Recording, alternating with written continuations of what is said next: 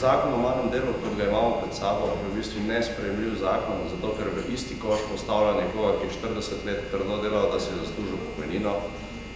po drugi strani brezposelne, ki potrebujejo normalno obliko dela in ne malega dela, in poleg tega meče v isti koš še študente in dijake, ki bi morali imeti vsaj tisti socialno ogroženi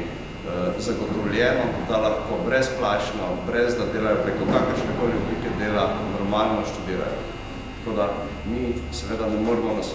zagovarjati takšnega zakona, ki je tudi pripravljen brez dialoga socialnih partnerjev, usklajenje samo z upokojenci, ni usklajen niti sindikati, niti z mladimi, tako da vsekakor to kaže na neko enostransko politiko, ki bo upeljala fleksibilno obliko dela, kljub temu, da imamo enega najbolj fleksibilnih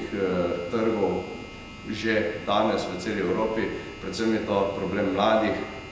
Mladi do 30. leta imajo že okrog 60% mladih dela preko fleksibilnih oblik dela in je v bistvu za njih redno delovno razmerje samo še neka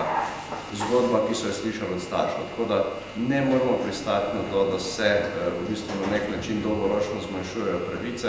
in da te skupine, ki bojo delali preko malega dela, si s tem, ko bojo mogli delati preko malega dela, da bojo lahko sploh preživele, država išče nek odvod za pomanjkljivo socialno politiko.